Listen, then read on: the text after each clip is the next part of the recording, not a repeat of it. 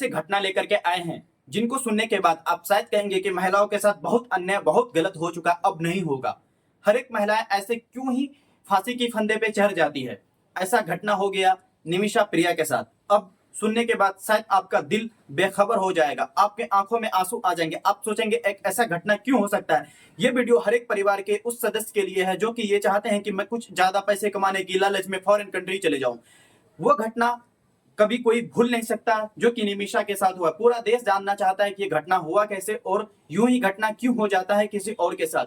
तो मैं आपको पूरे डिटेल में इन वीडियो के सहारे आपको बताने जा रहा हूं। निमिषा प्रिया जो कि भारत के एक केरल राज्य से रहती है और केरल राज्य में वो छोटे से नर्स के काम करती है। उनको पैसे की लालच हो जाते हैं, पैसे की भूख हो जाते हैं। हर एक इंसान को होता है पैसे की भूख। वो चाहती है कि जा करके अदर कंट्री, फॉरेन कंट्री में जा करके हम ज्यादा पैसा कमाएं। वही भूख उनको आज गले के फंदे, फांसी के फंदे हो चुके हैं। अब बेखबर है, अब बेहोश और बेखबर हो जाते हैं इंसान जब ऐसी हालत हो जाते हैं उनके साथ। अब हुई यूं ही प्रिया के साथ।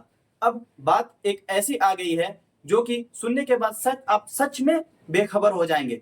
मैं आपको बताने वाला हूं। प्रिया एक ऐसी लड़की थी जो कि नर्स के काम कर रही थी। वो यमन जाती है 2012 में। यमन जाने के बाद उनको यही होता है कि मैं ज्यादा पैसा कमाऊं। 2014 में तलाल नाम के व्यक्ति के साथ उनका संबंध होता है। संबंध एक ऐसा संबंध होता है जो कि उनकी जिंदगी, बेखबर जिंदगी बर्बाद करने की हो जाती है। यमन में एक निमिषा प्रिया जिनको 16 जुलाई 2025 को फांसी के सजा सुनाया गया और उनको फांसी देना था, लेकिन अब ये फांसी टल चुका है। अब ये फांसी का सजा टल चुका है, ना कि फांसी फिर कभी हो सकती है। उनके बारे में अभी डिटेल से मैं आपको बता रहा हूं।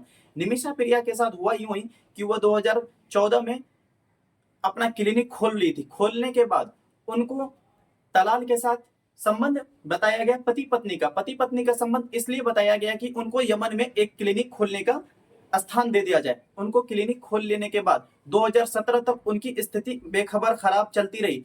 2017 से पहले ही निमिषा का सारा डॉक्यूमेंट्स तलाल ले चुका था। तलाल जितना भी डॉक्यूमेंट्स था ले लिया था। अब प्रिया चाहती थी, मरे ना क्या करे, प्रिया चाहती थी कि मैं कैसे भी करके अपना देश इंडिया जाऊं।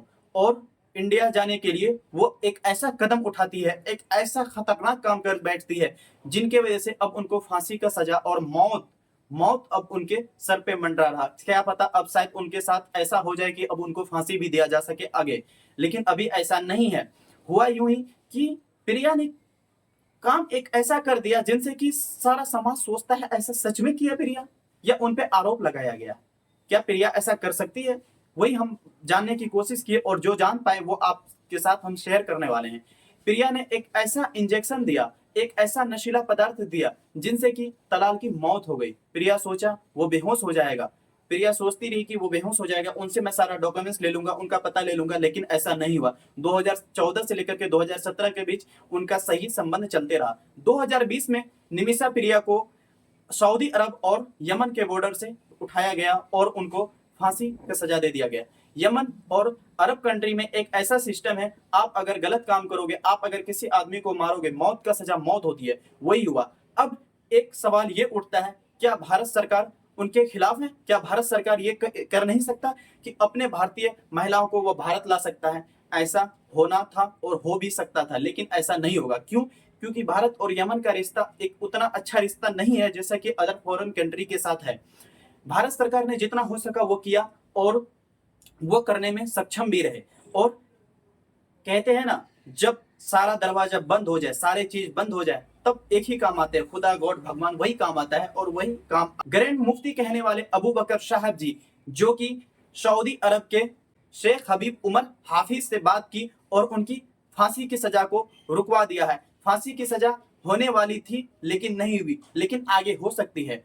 यही एक कहानी थी। हर एक महिला को, हर एक फैमिली को ये सोचना चाहिए, अगर मैं फॉरेन कंट्री जा रहा हूं तो किसी भी इंसान पे ऐसे बिलीव ना कर लूं कि वो मेरा मौत का कारण बन जाए। आज प्रिया के गले में मौत का फंदा है। सब यही, पूरे भारतीय यही सोचते हैं कि उनकी सजा टल जाए और वो भारत आ जाए। आप लोग दुआ कीजिए कि निमिषा प्रिया को फांसी ना हो और वो भारत वापस लौट आए अपने घर।